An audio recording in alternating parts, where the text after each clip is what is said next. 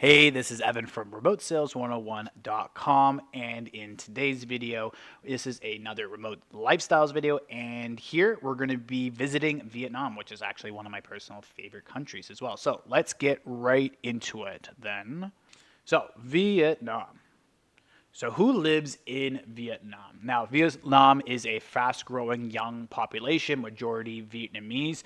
There's tons of friendly locals that are there, and also fun locals too. They do like to party, and they do want to see what you're up to, see what you're doing, and yeah, it's generally like a pretty good time and a lot of friendly people. I have a lot of good memories of the people that are there, especially when you're going to really random either cafes or restaurants or so. Yeah, I'll leave that story for a couple of minutes, but yeah, there's a big expat and remote worker hubs that are already there, and yeah, those are a lot of people that are living either out in Da Nang. In Hoi An as well. But yeah, let's get right into what Vietnam is actually like. And Vietnam is an extremely diverse geographical region. You can get lost in the huge cities out there, or you can head over to the beaches, mountains, and also rice terraces too.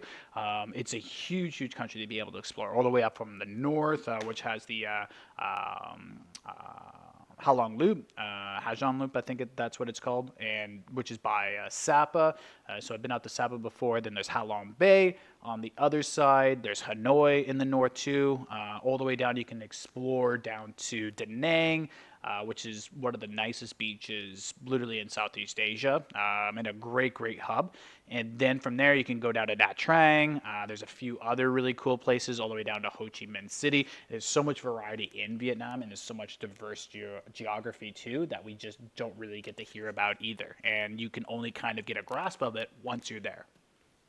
So, where to stay while you're in Vietnam? So, here's a few recommendations. I can go into a little bit more details on another video if you guys would want to, or if you have any comments on suggestions for other places. I have an underrated list of places to stay in Vietnam, so I can make that for you guys too. But this is kind of like the general remote workers of where you're going to be staying in Vietnam. So, number one is Ho Chi Minh City, which is Saigon. It's very fast paced and also a business vibe too, but also Ho Chi Minh City is one of the craziest cities I've ever been to. You have to be like it's literally almost a miracle how people can even cross the street there. It's so crazy. Tons of people, lots of energy, and yeah, like for me personally, like I wasn't a huge fan of Ho Chi Minh City, but yeah, it's very beautiful at the same time too. I liked Hanoi much better. So Hanoi, which has the culture, history, it's a little bit more traditional as well, especially the old town inside of the old school is just absolutely beautiful in there. But if you want to venture to a little bit more of a remote based lifestyle and have that balance in there, definitely head over to Da Nang and Hoi An, and they're about an hour apart from each other. Da Nang, which has the beach, and Hoi An, which is a little bit more of a historical, cultural area, and Hoi An is just absolutely gorgeous. Has some of the best food too in Hoi An and Da Nang. But my favorite food is in Hue though. Hue is I absolutely love Hue, which is the old capital. Now that would have been number 4 on this list if I had the space. So yeah, but like I mentioned, like I can make an underrated list for this too. So when to go to Vietnam? So the spring, which is March, May, or the fall, which is September to November for the best overall weather. But honestly, like the country is just so big with different climates and temperatures. Like it could be freezing in Hanoi, then super hot in Ho Chi Minh City in the same day. So like you need to check in your location before going, as the weather does vary across the country. So, how to accomplish getting into Vietnam? This is part of the fun part of going into Vietnam, as it just has recently started to open up its doors, maybe in about the last 10 years or so. So, you fly into either Ho Chi Minh City and Saigon, or to Hanoi out in the north. And then the visa policies, they do change often, so please pay attention to it for Vietnam. And they are pretty annoying as well for visa processes. Out of any visa that I've done throughout the over 50 countries that I've been to, Vietnam is probably top 3 most annoying to be able to get done. And usually you need an e-visa, but obviously it depends on the country that you're from. The e-visas, they sometimes last between 30 all the way to 90 days too. and then budgeting for Vietnam. So this is a little bit more debated topic. So I wrote down here 800 to 1200 USD per month to be comfortable, but you can do it in less. You literally can do it in less. Like you can rent places for like 150 USD a month, 200 USD a month, and then just spend 50 USD on food for the whole month and have a max budget of 200, 250. I've seen people do that. Like you can do that. You can make it work.